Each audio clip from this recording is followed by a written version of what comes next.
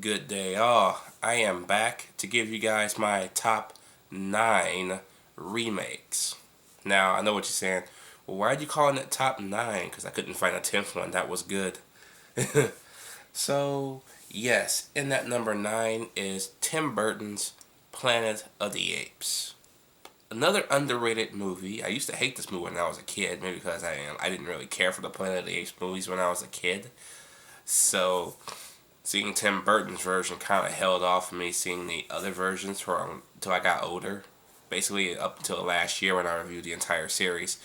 But I actually enjoyed Planet of the Apes for what it was, a remake and such, and going a different route than what the first one did with the Statue of Liberty. This one actually had something to do with Lincoln.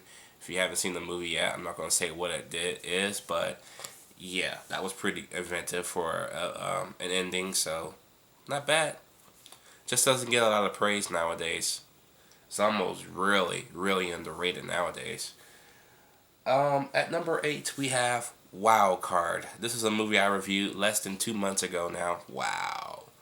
That stars Jason Statham as a gambler, of course, and it was actually enjoyable. Jason Statham was awesome in this movie. He kicked ass with a fucking butter knife and a spoon.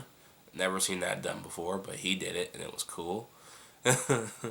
And it was more better poker playing scenes than in the remake of The Gambler with Mark Wahlberg, which ironically is at number 6. But we're going to have number 7, which is the remake of Total Recall, a very underrated remake and more faithful one to the adaptation by Philip K. Dick.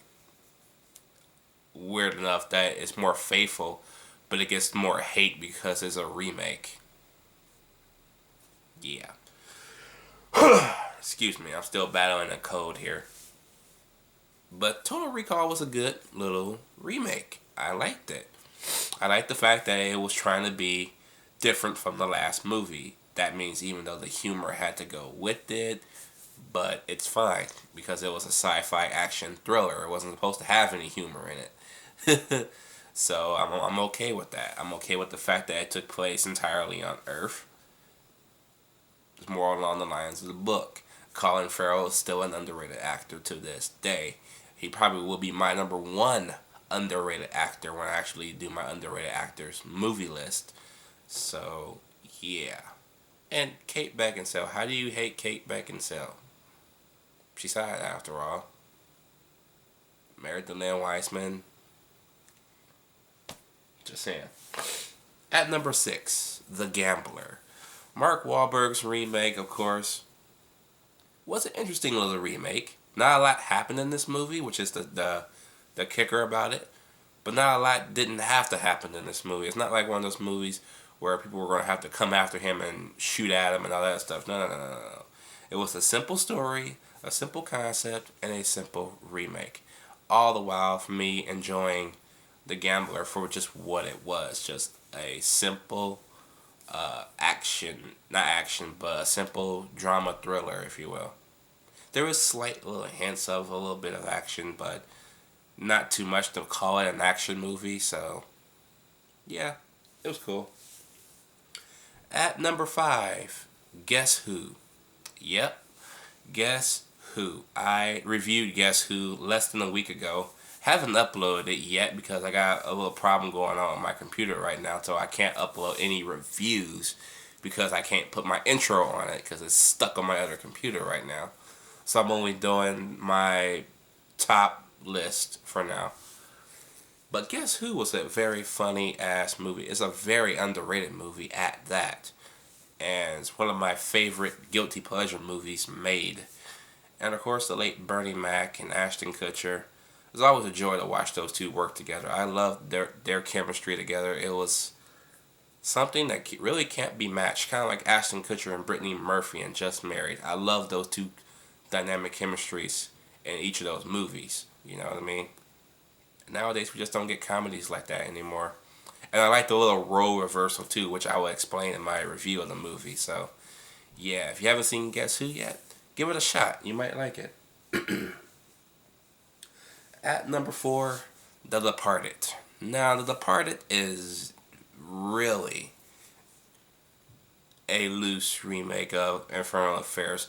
There is some things in there that looks almost exactly like Infernal Affairs a little bit, but mainly it is a Martin Scorsese movie, so he does try to make it look like more of his own type of movie, which I appreciate. And the whole shit ton list of actors in that movie you can't fucking complain about. I mean, it's literally Jack Nicholson's last fucking movie on the big screen. It literally doesn't say much speech much more for itself than that. You know, so yeah, I want to see Jack Nicholson do more shit. Seriously, I think we all do at this point. But yeah, The Departed, easily a favorite of mine. Number 3, The Italian Job. Marky Mark and crew love this movie, and ironically enough, my lady loves this movie too. I'm shocked. I didn't think women like stuff like this. So that was even, I put a bigger smile on my face that she loved this movie as well. How do you not love The Italian Job? I mean, damn, it's funny, it's action packed. It's got Edward Norton in it. Edward Norton, Mark Ruffalo. You have both of the Incredible Hulks in the same fucking movie. Just throw in Eric Bana, you have all 3 of them. That's kind of amazing, don't you think?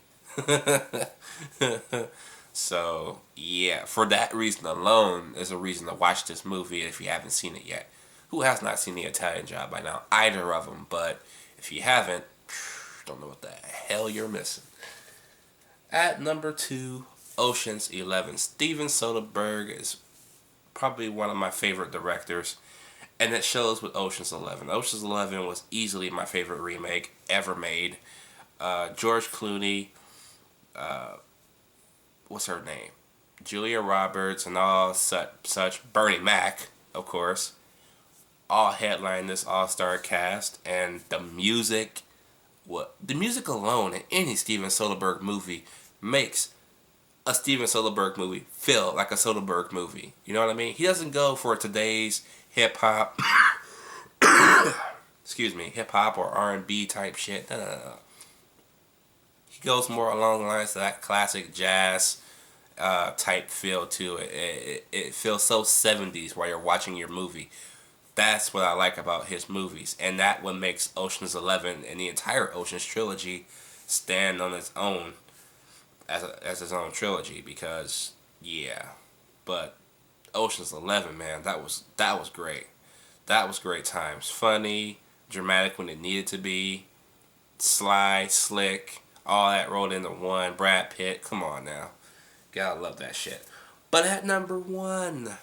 The number 1 best remake of all time for me. Watch it. It feels like it's only an hour and a half, even though it's 10 minutes away from 3 hours.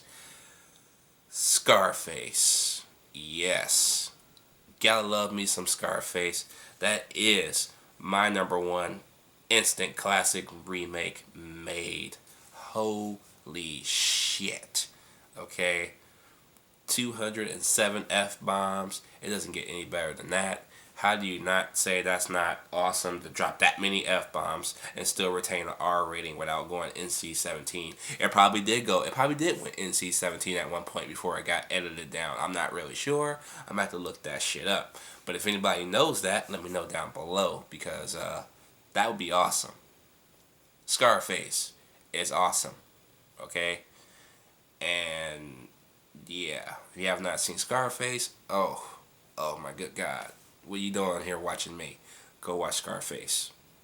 Time's gonna fly by very fast, and you will not notice a difference. But anyways, that is my top 9 remakes ever for right now, of course. In the next 3 years, I probably will be remaking this list again, because, you know, I do these lists every 3 years, because remakes comes out every year, so by that point, we'll have a whole list of other remakes to add to this list. But yes, let me know what your top 10 or top 9 remakes are of all time. And let me know down below. I will catch you guys when I do my top 10 reboots.